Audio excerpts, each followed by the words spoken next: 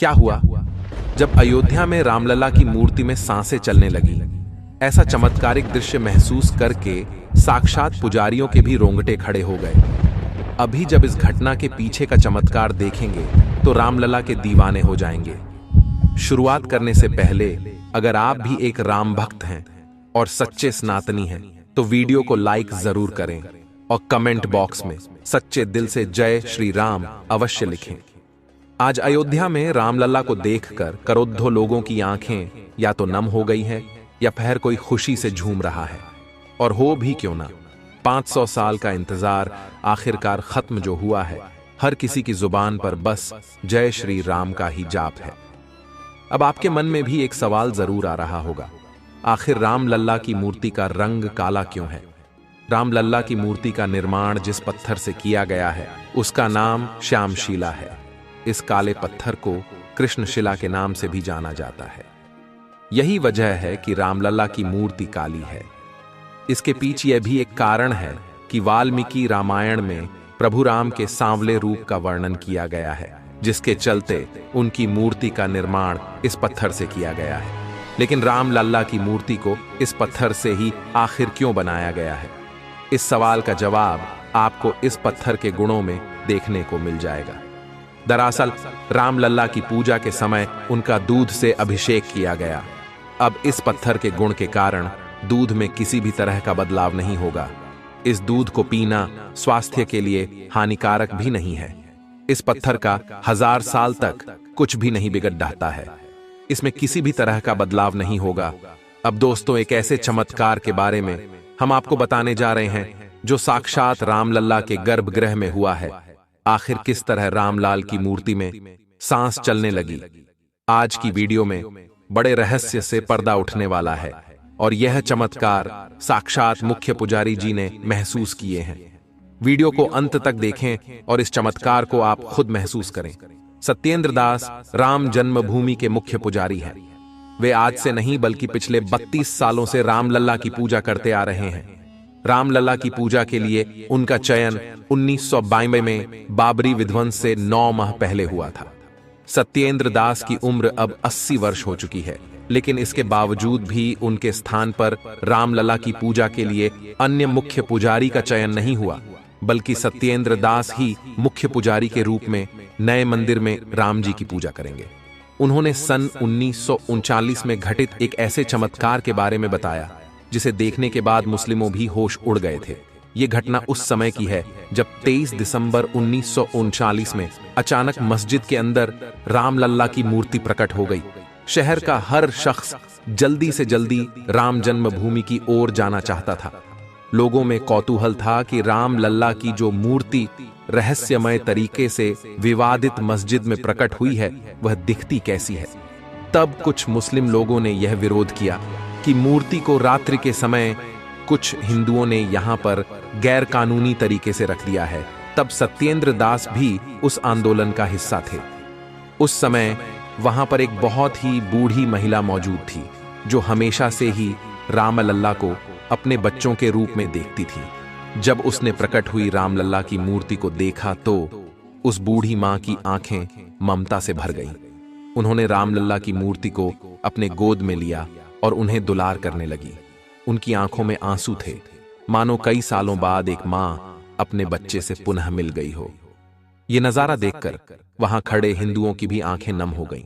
लेकिन कुछ विरोधी पक्ष इस पूरे दृश्य का मजाक उड़ा रहे थे, उस बूढ़ी मां के ऊपर हंसी मजाक कर रहे थे। वहीं पर एक मुस्लिम शख्स खड़ा था जो पेशे से डॉक्टरी की पढ़ाई कर रहा था। उसने हंसते हुए बूढ़ी मां से कहा कि अगर यह तेरा बेटा है तो क्या इसका दिल धड़कता है, क्या इसकी सांसें चलती है? मुझे तो यह बेजान लगता है, तो क्यों तू इस बेजान मूर्ति को इतना दुलार कर रही है? तब उस बूढ़ी मां को अचानक से क्रोध आ गया। तब उन्होंने उस डॉक्टर से कहा कि मैं तो रोज ही अपने रामलला की दिल की धड़कनों को सुनती हूं। अगर तुझे विश्वास नहीं तो तू भी एक बार इस मूर्ति के दिल पर कान लगाकर तो देख, फिर तू भी हमेशा हमेशा के लिए इनका भक्त बन जाएगा। बूढ़ी मां की बातों को सुनकर डॉक्टर को भी बड़ा झटका लगा, लेकिन अपनी बात को सिद्ध करने के लिए वह रामलला की मूर्ति के पास गया और अपने कानों को मूर्ति के दिल पर लगाया। तब रामलल्ला का एक ऐसा चमत्कार हुआ जिसे देखकर सभी कट्टरपंथियों के भी पैरों तले जमीन खिसक गई, क्योंकि उस डॉक्टर को रामलल्ला की मूर्ति के अंदर से दिल धड़कने की आवाज सुनाई दी, मानो रामलाल की वह मूर्ति सांस ले रही हो, मानो मूर्ति के अंदर प्राण समाये हो।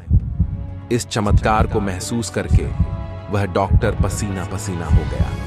उसने सच्चाई अपने सभी साथियों को बताई तो सभी लोग रामलल्ला का बड़ा चमत्कार देखकर मस्जिद के बाहर आ गए। इस घटना के बाद सरकार ने इसे विवादित ढांचा मानकर ताला लगवा दिया, जिसके बाद सरकार ने 1 फरवरी 1986 को हिंदुओं को पूजा करने की इजाजत देते हुए ढांचे पर से ताला हटाने का आदेश दिया और आचार्य सत्येंद्र दास मुख्य पुजारी के तौर पर टेंट में रामलला का पूजन करने लगे। वह मुस्लिम शख्स जिसने रामलला की मूर्ति में चमत्कार देखा था, उसके बाद उसने अपनी डॉक्टरी की पढ़ाई को छोड़ दिया और रामलला को मानने लगा। सन 1942 में बाबरी विध्वंस के दौरान भी उसने सनातनियों का सपोर्ट किया। दोस्तों, आपको जानकर हैरानी होगी, आज अयोध्या में जो राम मंदिर का भव्य निर्माण हुआ है उसे बनता हुआ देखना हमारा सौभाग्य है। लेकिन जिस सोने और संगमरमर के सिंहासन पर रामलला विराजित है, उसका निर्माण भी एक मुस्लिम व्यक्ति ने किया है। यह सुनकर आपको भी बड़ा झटका लगा होगा, लेकिन यह बात बिल्कुल सत्य है। विश्व हिंदू परिषद तथा मंदिर ट्रस्ट के पदाधिकारी अच्छी क्वालिटी की मार्बल और डिजाइनर के लिए कई मार्बल कारोबारी से मिले थे। आखिर में उन्होंने एक मुस्लिम कारीगर मोहम्मद रमजान को श्री राम मंदिर में डिजाइनर और श्री राणा मार्बल खद्दान का मार्बल लगाने का फैसला लिया था। इसके लिए शर्त रखी गई थी कि यह सारा काम गोपनीय रहेगा। मोहम्मद रमजान ने बताया कि उन्हें श्री राम मंदिर निर्माण के लिए डिजाइनर के रूप में कार्य करने का मौका मिला। इसके लिए मैं खुद को बहुत ही सौभाग्यशाली महसूस कर रहा हूँ। राम मंदिर निर्माण के फैसले से कुछ समय बाद ही एक बैठक का आयोजन किया गया था। बैठक में मोहम्मद रमजान को भी बुलाया गया था और मंदिर निर्माण के लिए जिम्मेदारी दी गई थी। उन्हें गर्भगृह में स्थापित होने वाली रामलाल प्रतिमा के लिए सिंहासन बनाने की भी महत्वपूर्ण जिम्मेदारी मिली। इसके बाद से ही रमजान के परिवार में खुशी की लहर थी। मोहम्मद रमजान ने अपनी कलाकृति से श्री राम मंदिर के गर्भगृह की दीवारों, छतों, दरवाजों, फर्श तथा सीढ़ियों पर अलग अलग कलाकृतियां बनाई। मोहम्मद रमजान के इस काम में उनके 650 से लेकर 700 कारीगर लगे हुए थे। ये सभी पत्थरों पर नक्काशी का काम कर रहे थे, लेकिन इनमें किसी को नहीं पता था कि यह काम राम मंदिर के लिए चल रहा है। यह सच में बहुत आश्चर्य का विषय था। दोस्तों, राम मंदिर के लिए जो 2 मूर्तियों का चयन हुआ है, जिसमें एक मूर्ति तो अरुण योगीराज में बनाई है, जिसके बारे में आप सभी जानते हैं, लेकिन दूसरी मूर्ति प्रशांत पांडे ने बनाई है। और इस मूर्ति निर्माण के दौरान उनके साथ जो चमत्कार हुआ वो उन्होंने हमारे साथ साझा किया। उस चमत्कार को जानकर आपके भी होश उड़ जाएंगे। उन्होंने बताया कि जब वे रामलला की मूर्ति को गढ़ रहे थे तब वहां कोई नहीं था। तब अचानक कहीं से एक दिव्य संत उनके पास आए। उन्होंने अपना नाम नहीं बताया, लेकिन मुझे उनसे बहुत अच्छी प्रेरणा मिली। कुछ देर बाद वह चले गए, लेकिन जिस कुर्सी पर वह बैठे थे, बस में उस कुर्सी पर जब मैं बैठा तो अचानक से मेरे शरीर में काफी ऊर्जा आ गई। ऐसा आभास हुआ जैसे हनुमान जी ही आए थे। प्रशांत के पिता सत्यनारायण पांडे ने बताया कि रामलला की मूर्ति बनाने में 7 महीने लगे।